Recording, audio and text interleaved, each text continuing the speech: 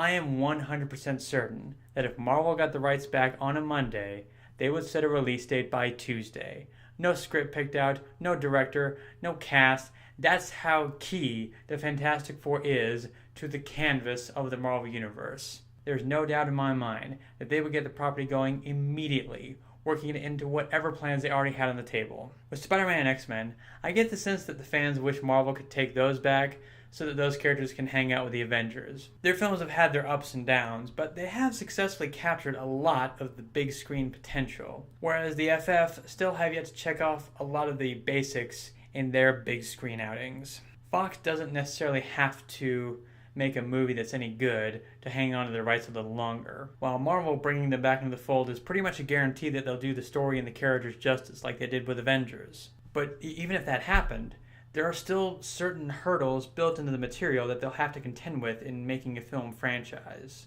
I remember the first time I watched Rise of the Silver Surfer, I suddenly got this sneaking dark suspicion that the blockbuster movie format as we know it was an ill fit for this particular property. This is true of a lot of comic book superheroes like the X-Men, because the stories that made them so popular were cultivated in a format that favors many exploits in quick succession, or a more serialized narrative, rather than one that favors the big earth-shattering events every few years with long bouts of waiting in between. There's room for peaks and valleys, and things can build up through several installments. Adversaries like Two-Face or Venom or Q or the Daleks can make multiple appearances and shake up the dynamics with each encounter. Let's think about what a proper FF trilogy might look like. If we start with the origin, they could fight maybe the Mole Man in the first one. That way they can devote an entire movie to Doctor Doom kicking everyone's ass and really Dark Knight the hell out of it. And just when things really get going, they have to cap off the trilogy with a big finish. How? Galactus again? Turn it into a complete do-over of the two we got the first time? How long would that take to produce? 6 years? Maybe more? That might be cool, but it doesn't even get into the Skrulls, Namor, the Inhumans, Kang the Conqueror, the Frightful Four, the Negative Zone. Plenty of storylines that could fill out a movie-sized adventure. And who knows when and how little Franklin would come into the picture. On a side note, Universal still owns the rights to Namor for some reason. I don't think Marvel would have much cause to buy him back except to pair him with the FF and use them as a launching pad for a potential spin-off. Anyway, that Adventure of the Week structure is so integral to the Fantastic Four's brand identity that trying to play it out in a film series barely scratches the surface. For example, take a show like Doctor Who and look at just one season. Now take all the big two-part stories and Christmas specials from that year only, throw out everything else, and imagine you have to wait years between each adventure. It's basically what we're seeing with Star Trek now. They're taking all these characters, themes, and motifs that originated decades ago and were conceived to tell a couple dozen adventures a year, and now must carefully choose which of the sometimes hundreds of stories deserves a big-budget treatment right now, all the while having to make sure there's plenty of action to go around for the entire ensemble inside of that 2+ hour window. And then in a couple of years they can do it all over again. After JJ Star Trek, we had to wait 4 whole years before Into Darkness.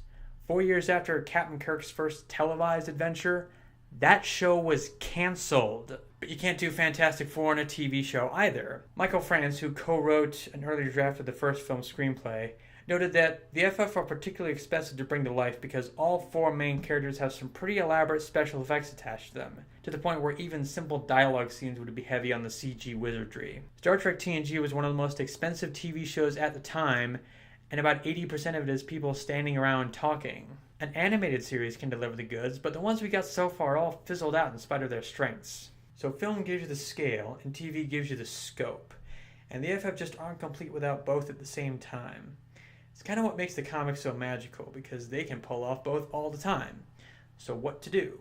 Well, Sony just announced that after Amazing Spider-Man 2, they're hoping to pump out a Spidey-related movie every year. And Disney wants to do the same thing with Star Wars. And even Kevin Feige over at Marvel Studios has said that they're hoping to increase their output to 3 or 4 movies a year. With all that in mind, perhaps something a little bit crazy is what's needed to find that happy medium. Let's look at the Harry Potter movies really quick. Those came out a year to a year and a half apart. They each pulled in $1 billion, and they maintained a consistent level of quality throughout. I should add that each film was well over 2 hours, even as they excised huge chunks of story from the novels. No easy task, sure. A lot of franchises have tried and failed to duplicate that kind of success. Also, look at X-Men First Class, which had a considerably expedited production schedule and still managed to revitalize the brand upon its release. Plus, there are various effects-heavy TV shows like Doctor Who, Falling Skies, Defiance, Sleepy Hollow, and of course Game of Thrones that do a great job stretching a feature film-sized budget over 10 or 13 episodes each year and still keeping things interesting. Imagine what they could do if all they had to fill was 2 hours or less. With all that in mind, picture, if you will, a Fantastic Four movie coming out every 12 to 18 months. They don't even have to be long movies. After the initial burst of origin and doom, they can settle into a succession of breezy 100-minute adventures. That's like 5 cartoon episodes when you take out the commercials. Some shows like Sherlock can do some pretty wild stuff in just 90 minutes. And studios love those shorter runtimes because it means more theater showings per day. And if they're not that long, maybe they could film them 2 at a time. And I bet they wouldn't have to kick up the budget with each installment either. They could leave the sets standing rather than rebuilding them, kind of like on TV. And once they get the hang of the special effects and the main cast, they probably wouldn't be that expensive to produce. The actors are going to want to make other movies in between, of course, and there would be other logistical issues to consider. But I feel it's worth looking into. Basically, Marvel would put out their usual 2 or perhaps 3 movies every year, plus 1 Fantastic Four movie. If they pull it off, it could be a real game changer for superhero movies in general. Or maybe the hip, young reboot won't be as bad as it sounds. That's it for today. Comment below, like the video, and subscribe for more, and I will see you next time.